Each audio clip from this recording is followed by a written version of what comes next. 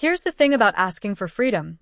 Sometimes, when you already have everything you could possibly need, the universe grants your wish just to show you how foolish it was to ask in the first place.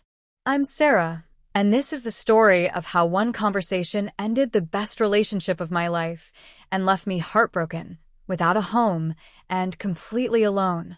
Ryan and I were that couple everyone low-key resented. You know the type, completely in sync, practically glowing with happiness. We'd been together 3 years, living in this adorable apartment in the heart of the city.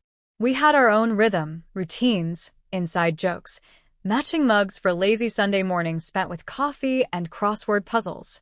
My entire Instagram was a scrapbook of our shared life, scenic hikes, concert selfies, cozy dinners. From the outside, it probably looked disgustingly perfect, and for a long time it really was. But then something shifted. It started with my friends. They were living totally different lives, chaotic, spontaneous, thrilling, and it started to make mine look dull by comparison. My best friend Emma was the ringleader. She teased me about wasting my 20s, saying I couldn't possibly know Ryan was the one if I hadn't tried dating around. All the while, she was swiping through dating apps and telling wild stories about unpredictable guys and spur-of-the-moment adventures. Her words stuck with me. At first, it was just a flicker of curiosity, but it grew into a full-blown itch I couldn't ignore.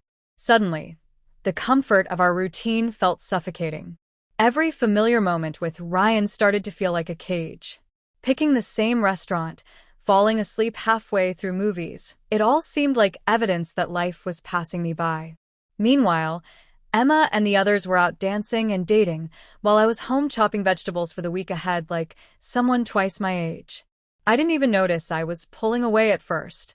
I'd stay out late without saying where I was going, give vague answers when Ryan asked. He wasn't trying to control me, he was trying to stay connected. But I couldn't see that.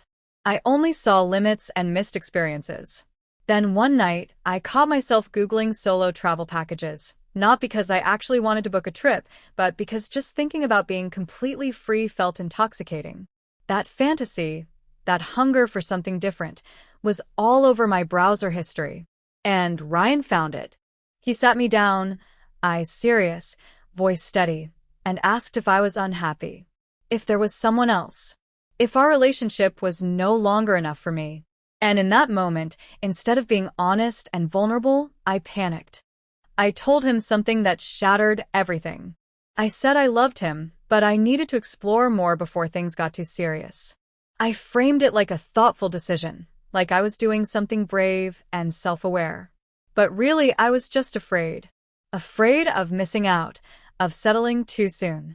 I painted Ryan as an obstacle to some undefined growth, rather than the man who had loved me with his whole heart for years. I suggested we take a break. Not a breakup, I said, just some time apart. Maybe even open things up for a while, so I could see what else was out there and return when I was sure.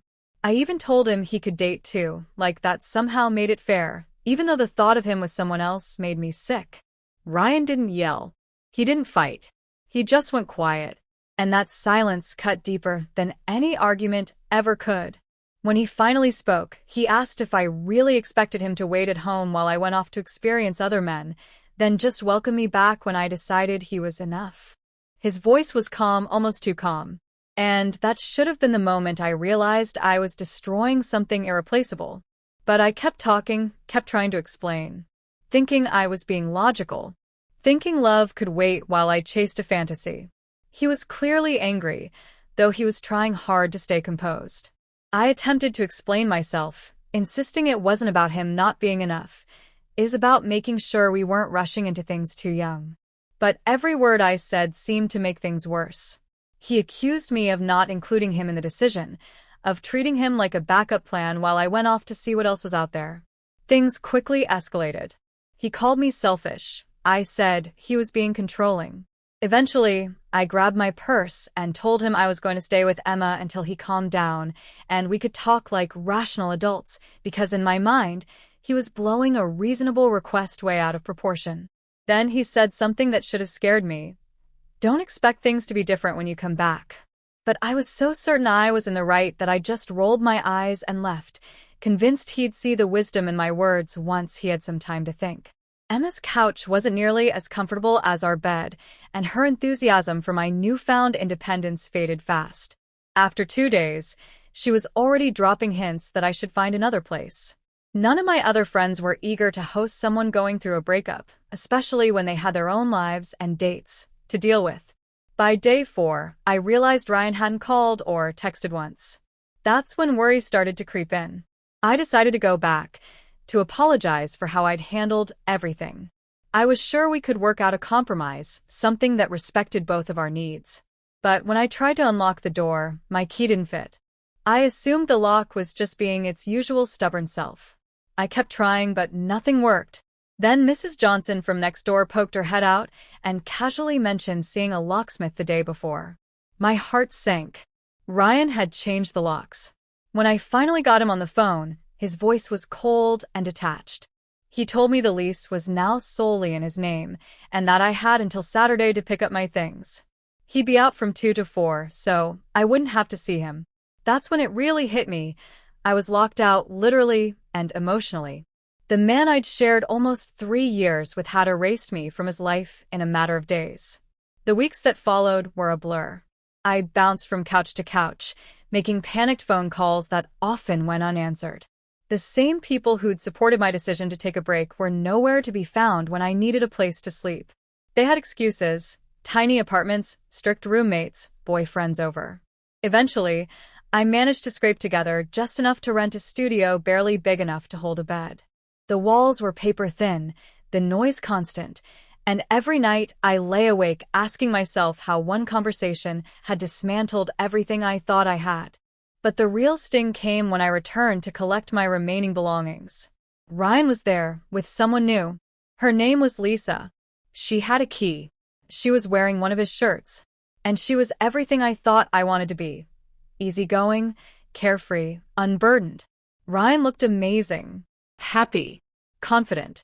Like pushing me out of his life had been the best thing he'd ever done.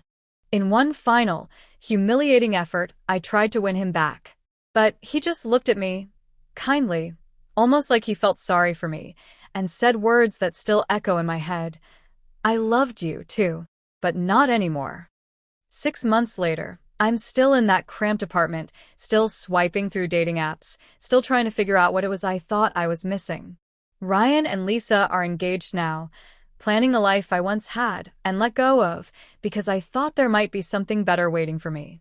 The truth? The grass isn't always greener. Sometimes it's just unfamiliar.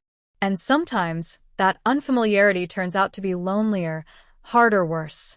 Sometimes what you're searching for is already right in front of you, but by the time you realize it, someone else is living your dream, and you're left asking yourself how you could have been so wrong. So, if you're thinking about hitting pause to explore your options, be prepared to lose what you already have. Freedom has a cost, and sometimes it's far more than you ever thought you'd have to pay.